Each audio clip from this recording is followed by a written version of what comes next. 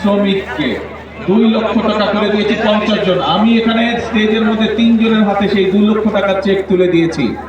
আর বাকি আমরা প্রশাসনের মাধ্যমে বাকি যারা পেয়েছেন আজকে সকলের কাছে ইনশাল্লাহ আমরা সেই টাকা পৌঁছে দিব। আপনারা পেয়ে যাবেন সেই টাকা 2 লক্ষ, যাতে চা শ্রমিকরা অত্যন্ত কষ্টে থাকে আমরা জানি, সেই ধীরে ধীরে তাদেরকে একটু ভালো অবস্থায় যাতে আনা যায়, সেই জন্য আমরা 2 লক্ষ টাকা করে দিয়েছি। এর বাইরেও চা শ্রমিকদের সন্তানরা যাতে লেখাপড়া শিখতে পারে, সেই জন্য আমরা তাদেরকে বিশেষ স্কলারশিপ দিয়েছি, তাদের সন্তানদেরকে স্কলারশিপ দিয়েছি। প্রায় 150 জনের মতন চা শ্রমিক পরিবারের সন্তানদেরকে আমরা স্কলারশিপ দিয়েছি। এর বাইরে আমরা এখানে দেখেছেন, আপনারা এই হাজার হাজার মানুষ দেখেছেন যে প্রতিবন্ধী মানুষ কয়েকজন এসেছেন এই মঞ্চে, তাদের হাতে তাদের চিকিৎসার জন্য আমরা 50,000 কাউকে 10,000 কাউকে আমরা টাকাটা তুলে দিয়েছি, চেক তুলে দিয়েছি।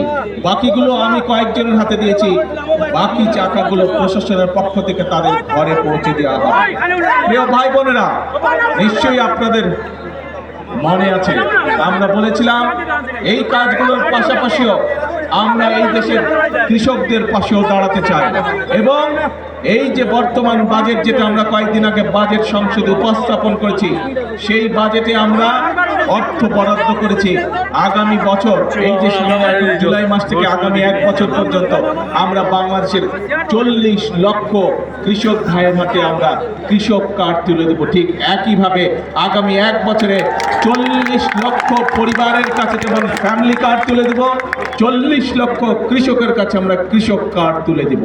প্রিয় ভাই বোনরা, শুধু তাই নয়, আমরা নির্বাচনের আগে বলেছিলাম যে আমরা এই বাংলাদেশে, আমি মুসলমান, আরেকজন আছেন হিন্দু ভাই, আরেকজন আছেন বৌদ্ধ, আরেকজন আছেন খ্রিস্টান, আমরা বিভিন্ন ধর্মের মানুষ শান্তিতে এই বাংলাদেশে বসবাস করি, হাজার বছরের ঐতিহ্য আমাদের।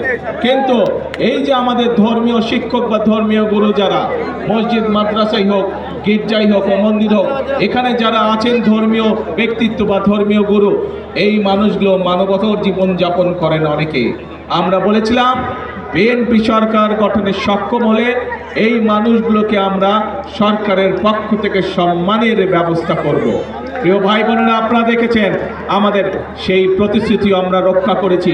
যেভাবে আমরা মায়েদের হাতে ফ্যামিলি কার্ড তুলে দিচ্ছি ধীরে ধীরে, যেভাবে আমরা কৃষক ভাইদের হাতে কৃষক কার্ড তুলে দেওয়ার চেষ্টা করছি ধীরে ধীরে, আমরা একইভাবে ইমাম, মুয়াজ্জিম, খতিব সহ অন্যান্য ধর্মের যারা ধর্মীয় গুরু আছেন তাদের হাতে সম্মানের ব্যবস্থা তুলে দিচ্ছি।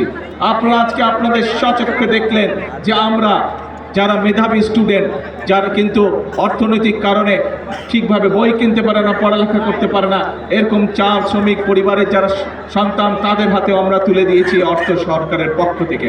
অর্থাৎ আমরা মানুষের পাশে দাঁড়াতে চাই, মানুষকে সহযোগিতা করতে চাই। প্রিয় ভাই বোনেরা, এটাই হচ্ছে বিএনপির রাজনীতি। আমরা দেশকে এগিয়ে নিতে চাই, দেশের ভাগ্য পরিবর্তন করতে চাই, মানুষকে মানুষের ভাগ্যের পরিবর্তন করতে চাই। প্রিয় ভাই বোনেরা, কিন্তু প্রিয় ভাই বোনেরা, আপনারা কি মনে